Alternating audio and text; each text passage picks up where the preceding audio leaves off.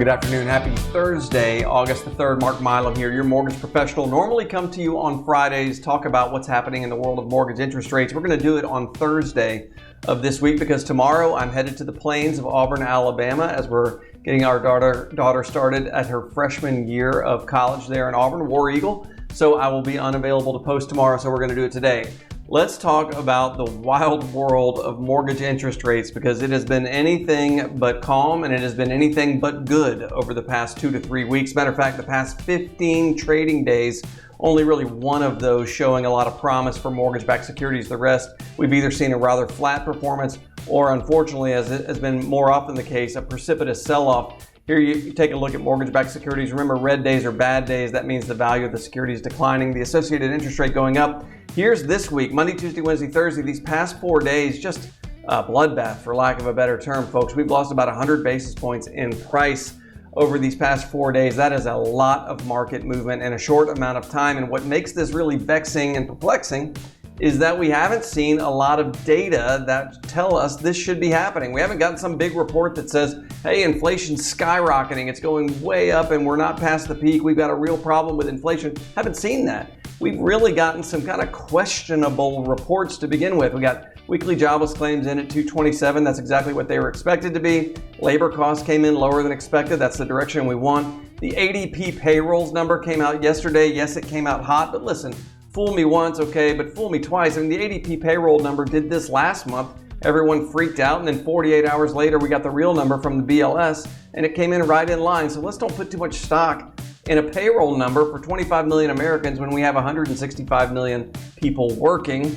JOLTS number came in below expectations. That's the direction we wanted job openings to come in. The consumer sentiment came in lower than expectations. Just not a lot here, folks, to explain why mortgage rates are taking it on the chin again.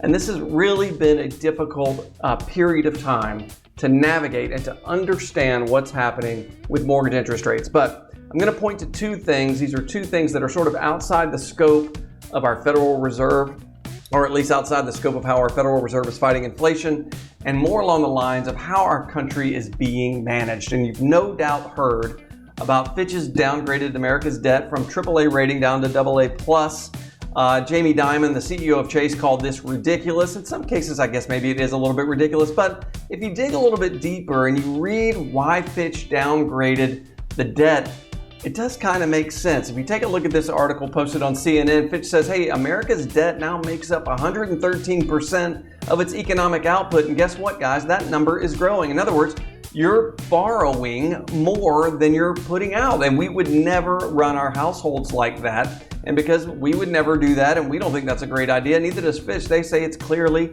pretty alarming. And they talk a little bit in here about the debt ceiling drama that we seem to keep having over and over and over again. We have a deeply divided Congress, and we keep getting down to these 11th hour. Are we going to raise the debt ceiling? Are we not going to raise the debt ceiling? No one seems to get spending in line. And you have this issue with America's debt. And yes, we are the world's economic superpower. We are the world's military superpower. But listen, that doesn't matter. If you are borrowing and you are spending more than you are bringing in, you're on borrowed time, and we've been on borrowed time for a really long time. And this is Fitch's way of saying, hey, get your act together, okay? It's going from AAA to AA+.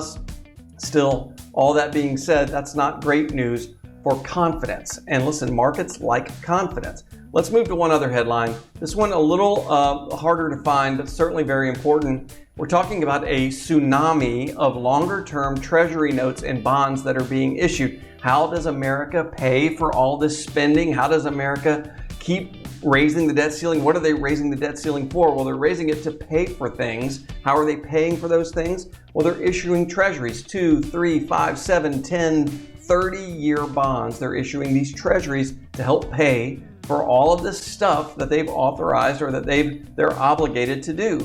And here in August, this is yesterday, in August, the Treasury sold $270 billion with a B, $270 billion in notes and bonds. That's up $24 billion. You know what they say, a billion here, billion there. It starts to add up. That's up $24 billion from July, just 1 month ago. And if you keep scrolling down, you start to see some astronomical numbers. We talked about last August the Treasury would sell 167 billion. Now we're at 240, 270 billion. In September of this year, the Treasury is going to increase its issuance again. In October, it's going to increase its issuance again by 35 billion to 281 billion.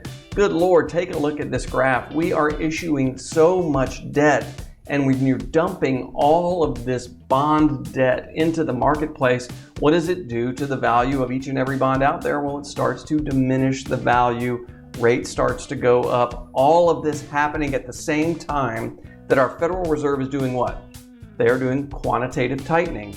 They are selling their holdings of bonds as well into the marketplace. So the tsunami of notes and bonds is occurring while the Fed, under its quantitative tightening program, is letting about $60 billion a month in maturing treasuries roll off the balance sheet without replacement. You have got an enormous amount of supply of bonds are hitting the market at approximately the same time to pay for this absurd government debt that we have, at the same time that you've got mortgage interest rates getting up now into the sevens. And listen, mortgages are just long-term bonds. Who's going to buy all of this supply out there? Well, the Fed was the biggest buyer of mortgage-backed securities over the past couple of years. We know they're not buying, they're selling right now. The problem for banks is if banks buy up these mortgage-backed securities, they could find themselves in a really perilous state. Look no further than First Republic Bank. Look no further than SVB. You don't want to be holding these bonds and have them be underwater when you need to go and sell them. We've just simply got way too much supply, way too much issuance of treasuries and bonds, not enough buyers, and that's devaluing those items and that's causing those rates to go up. That's what we're faced with right now, folks. So we've got really a plethora of items that we're fighting and we're trying to overcome so we can get mortgage rates down, so we can get home affordability back, and we can hopefully loosen up a little bit of inventory. For right now, though, the story is far, far different, and we really need our elected officials and our appointed officials in the Federal Reserve to get their respective acts together so the country can get back to functioning at a normal level. If I can be of any service to you, don't hesitate to reach out, mark.milam@highlandmtg.com.